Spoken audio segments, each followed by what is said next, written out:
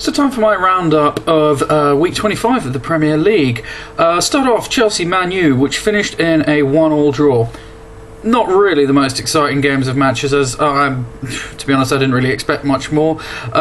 Chelsea were in their respects their own worst enemies during this game. The amount of times I saw them get into a player get into an attacking position for them, and there was no one nearby. There's no one making a run. There was no one to pass to. There's no support. It was just that they were out to sort of sabotage themselves. Now, De Gea went to the rescue quite a few times in this game for United. 2 or 3 really great saves to keep them in the game. Positives of Man U. Cameron Borthwick-Jackson really looked good for United. He was fast, he was attacking. I thought his crossing was great. I think he was man of the match in this game, quite honestly. Now, Chelsea have lost Zuma to injury. Rumour is it's going to be about 6 months from now. It was a really nasty landing from a jump.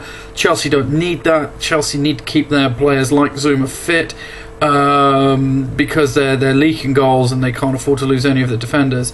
Now, United played much better overall in this game than they have done in previous ones, but this is what happens when you sit on a 1-0 lead. Even against, especially against a team like Chelsea, you can't just sit on one of them. And Chelsea relentlessly attacked and got that goal, and by that time it was too late for United to recover from that.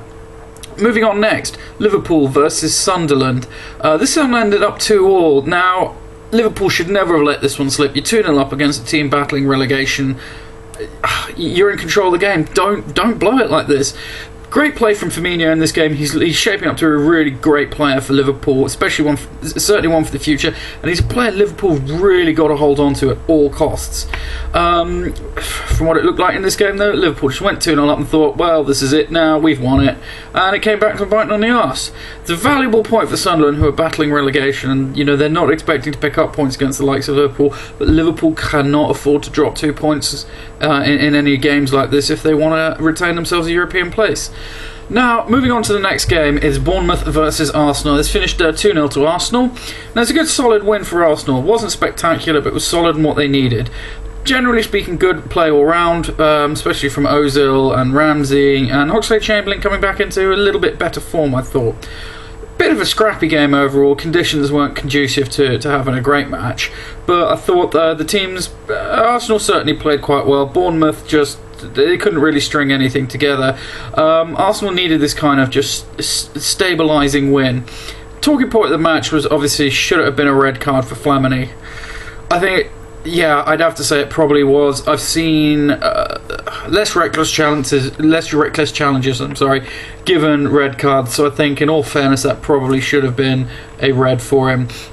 Now, moving on next to Aston Villa versus Norwich. Now, this ended up 2-0 to Villa. It's a really important win for Villa. They desperately need the points if they're going to avoid the drop this season. It's looking unlikely, but with results like these, if they can keep them up, they may have a chance. First goal, scrappy, crap, if you want to call it that, but a decent second one from Lahore.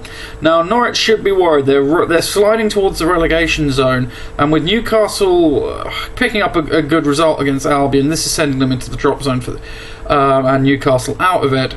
And moving on to that next match, Newcastle versus West Brom, which Newcastle did take a 1-0. Now, this is a really important win for Newcastle, following on from a real drumming 3-0 against Everton the previous week. Lifts them out of the drop zone, moves them above Norwich. Now, Newcastle are arguably the most inconsistent team in the Premier League. They're dropping points against teams they should be winning, and somehow getting results against some of the bigger teams. Not necessarily Albion in this case. They didn't get the win against Albion, but Mitrovic scored the goal for them, and it's going to come in, do him some good. He's come in for a bit of criticism for his finishing recently, but certainly the signings of Shelvey and Townsend seem to give the Magpies a bit of drive and self-belief. Now, if they can kick on with this, they can, of course they can survive relegation. I think they might just get lucky and do it. Now, I'm only going to do a review on what I consider to be the important matches of the season. There were plenty of other matches that went on. They all went pretty much the way you'd expect them to do, but I just wanted to do one on the top of the table and the bottom of the table. So that's my review of the Premier League. So let me know what you think, guys.